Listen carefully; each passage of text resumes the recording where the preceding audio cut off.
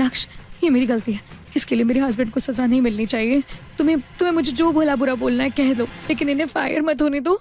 कल ही इनका प्रमोशन हुआ है, हम सड़क पर आ जाएंगे प्लीज। अच्छा, अब आया ऊंट पहाड़ के नीचे, लेकिन तुमने अभी तक माफी तो मांगी नहीं। और हाँ, थोड़ा तमीज से। मिस्टर नक्श, अभी जो कुछ भी हुआ उसके लिए I am really sorry. Please मेरे हस्बैंड की जॉब बचा लो, ये ठीक है?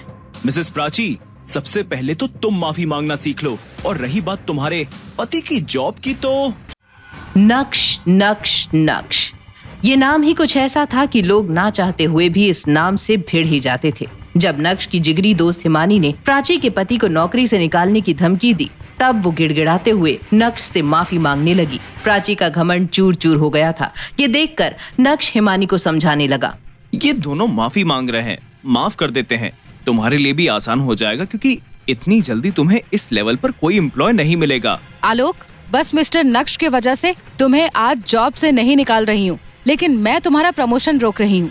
तुम पहली वाली पोजीशन पर ही काम करोगे। तुम्हें ये ठीक लगता है तो ठीक है, वरना तुम जा सकते हो। नहीं मैडम, मैं पूरी तरह से सेटिस्फाइड हूँ काम करने के लिए। थैंक यू मिस्टर नक्श, थैंक यू हिमानी मैडम।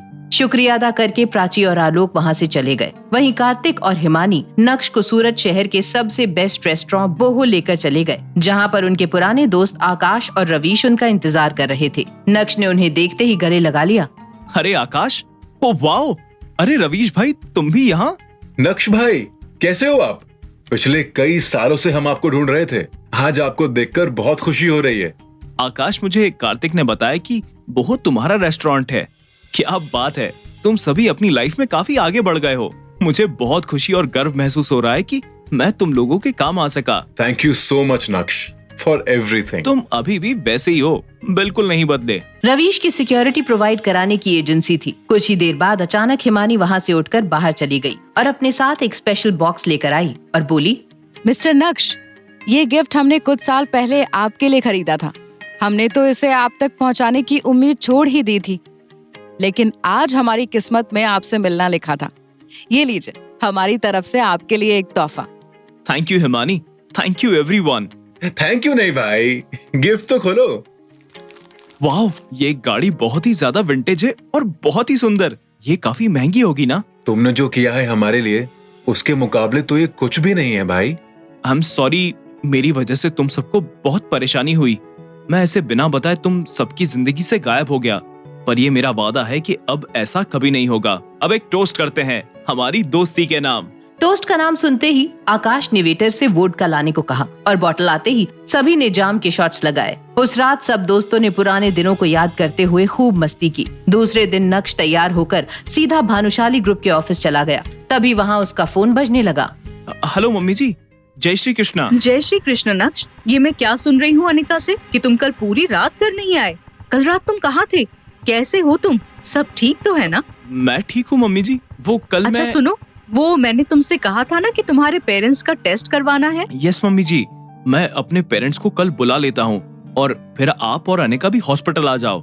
हम सभी एक बार फिर से टेस्ट करवा लेते हैं। प्रॉब्लम कहाँ है पता चल जाएगी। अनिका और मेरे में कोई प्रॉब्लम नहीं है, तुम ऐसा। ठीक है, तो हम सब साथ में टेस्ट करा लेंगे मम्मी जी।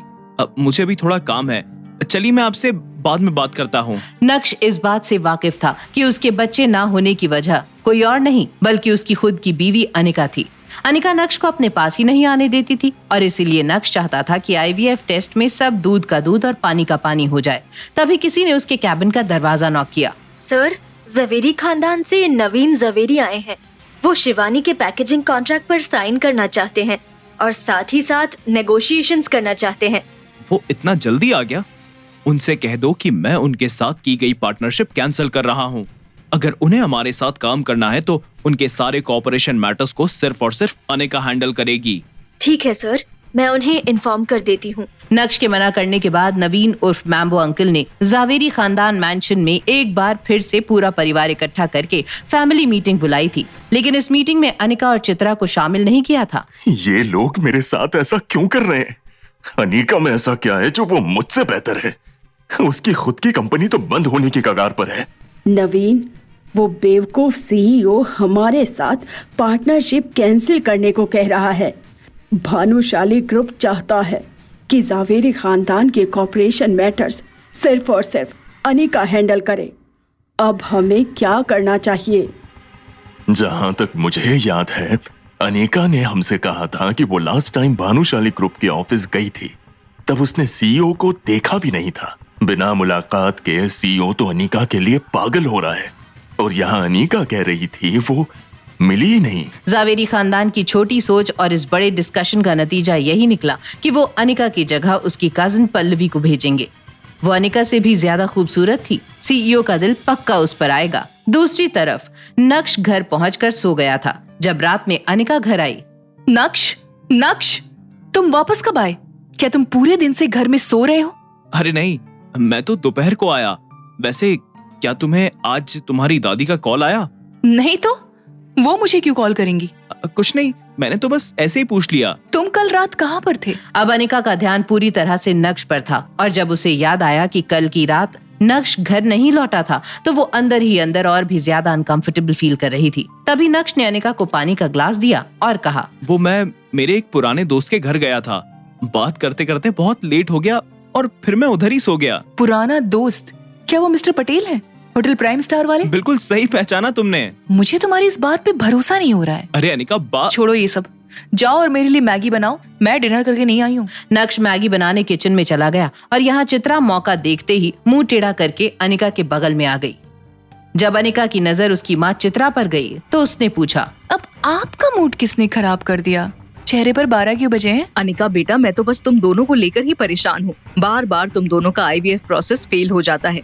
मुझे लगता है कि उसके पेरेंट्स में कोई जेनेटिक डिसऑर्डर है। बस मैंने नक्श को इतना सा कहा कि तुम अपने पेरेंट्स को बुला लो और उनका टेस्ट करवाओ। ओह मम्मी, आप कितने प्यारे हो, लेकिन प्लीज क्या कुछ समय के लिए आप इस मैटर को साइड में रख सकती हैं? मेरे सर पर वैसे भी काम का बहुत लोड है। तुम चाहती हो कि मैं इस मैटर को साइड में रख दूं? तुम्हें पता है ना कि तुम्हारी शादी को 2 साल से ज्यादा का समय हो गया है और 3 से 4 बार तुम्हारा IVF प्रोसेस फेल हुआ है। उसके बाद भी तुम्हें कोई जल्दी नहीं है। मम्मी प्लीज अब बस भी करो, इस टॉपिक पर अभी मुझे बात नहीं करनी है। चित्रा आगे कुछ बोलती उससे पहले नक्श वहाँ मैगी लेकर पहुँच चुका था। वो पहले भी अनिका के लिए खाना बनाता था, लेकिन आज पहली बार अनिका को उसका प्यार महसूस हुआ। तभी अनिका ने खामोशी तोड़ते हुए नक्श से कहा, अभी के लिए तुम्हें तुम्हारे पेरेंट्स को बुलाने की कोई जरूरत नहीं है। हम इस बारे में फिर कभी बात करेंगे। ठीक है, जैसा तुम बोलो। नक्श अपनी खुशी पूरी तरह से जाहिर नहीं कर पाया। ये बहुत बड़ा दिन था। अनिका ने नक्श के लिए चित्रा के सामने स्टैंड लिया, वो भी इतनी बड़ी बात पर। अगले दिन जब नक्श अपने ऑफिस पहुंचा तो उसकी सेक्रेटरी नंदिता फौरन अंदर आई। सर, जवेरी फैमिली ने कोलैबोरेशन की बात डिस्कस करने के लिए किसी को भेजा है। उनका नाम पल्लवी जवेरी है। उनसे कह दो सर आज बिजी हैं। पल्लवी के साथ वही हुआ जो होना था। जब उसने अपनी हार की ये खबर कल्याणी को सुनाई तो उसका चेहरा गुस्से से लाल हो गया। कल्याणी अब बेबस थी और उसके पास अनिका को कॉल करने के अलावा और कोई चारा नहीं था। दूसरी तरफ अनिका अपनी माँ चित्रा के साथ शॉपिंग कर रही थी। इसी बीच अचानक से अनिका का फोन बजा। हेलो दादी। अनिका, आज तुम्हारी दादी को तुमसे एक हेल्प चाहिए। क्या तुम अपनी दादी की हेल्प करोगी? हेल्प? बेटा, बात ऐसी है कि हमारे और भानुशाली ग्रुप के बीच में जो पार्टनरशिप हुई है, उसे लेकर मैंने ये तय किया है कि अब उसे सिर्फ और सिर्फ तुम हैंडल करोगी। तुम्हें कल भानुशाली ग्रुप जाना होगा और उनसे बात करनी होगी। सॉरी दादी, आपने ये मैटर मैम्बो अंकल को संभालने के लिए दिया था, तो मुझे लगता है कि अब आपको मैम्बो अंकल को ही सारी प्रोसेस की रिस्पॉन्सिबिलिटी देनी चाहिए। चलिए दादी, मेरे पास और भी बहुत काम है, बाद में बात करती हूँ। जय श्री कृष्णा। यहाँ अनिका खुश थी दादी को ना बोलकर, तो दूसरी तरफ नक्श प्राइम स्टार होटल पहुंच गया था कार्तिक के साथ लंच करने के लिए, जहाँ कार्तिक उसका एक ब्लैक कलर के बॉक्स के साथ इंतजार कर रहा था। आओ नक्श, बैठो। ये लो, इसे मैंने खास तुम्हारे लिए प्रिपेयर किया था। इस अमानत को मैं पिछले 4 सालों से अपने साथ संभाल कर रखा है। कार्तिक, तुम मुझे पहले ही एक बहुत बड़ा गिफ्ट दे चुके हो, अब मैं इस अमानत को नहीं ले सकता। ये चीज मेरे किसी काम की नहीं है। मेरी हेल्थ एकदम परफेक्ट है। तुम पहले भी कमजोर थे और अभी भी कमजोर नजर आ रहे हो, इसीलिए स्पेशली इस चीज को मैंने तुम्हारे लिए ढूंढा था। इस बात से नक्श थोड़ा हैरान हुआ, लेकिन कार्तिक की बात भी सही थी कि तभी कार्तिक का फोन बजने लगा। फोन उठाने के बाद कार्तिक के एक्सप्रेशंस कुछ ज्यादा ही सीरियस हो गए थे। कॉल रखने के बाद कार्तिक ने नक्श से कहा, माफ करना दोस्त, मुझे लगता है कि आज का लंच तुम्हें अकेले ही करना पड़ेगा। कुछ जरूरी काम आ गया है और उसे तुरंत सेटल करना है। मैं समझ गया, जल्दी जाओ और अपना काम खत्म करो। मैं इस अजीब गिफ्ट को चेक करता हूँ तब तक। कार्तिक के जाते ही नक्श ने फौरन उस बॉक्स को खोल दिया। उसके बीच में काले रंग की एक पिल थी जिसे वो तुरंत निगल गया कि तभी अचानक से उसे अपने पेट में एक तेज दर्द का एहसास हुआ। कुछ ही सेकंड्स में उसका पूरा शरीर कांपने लगा और देखते ही देखते नक्श बेहोश हो गया। क्या कार्तिक लेना चाहता है नक्श की जान? आखिर अब कैसे आएगा नक्श को होश? कैसे बच पाएगा नक्श उस ब्लैक पिल वाले जहर से? आखिर क्या होगा नक्श का अंजाम? ये जानने के लिए देखिए अगला एपिसोड सिर्फ पॉकेट एफएम के YouTube चैनल पर और इंस्टा एम्पायर के सारे एपिसोड्स को सुनने के लिए डिस्क्रिप्शन में दी गई लिंक से डाउनलोड कीजिए पॉकेट एफएम ऐप।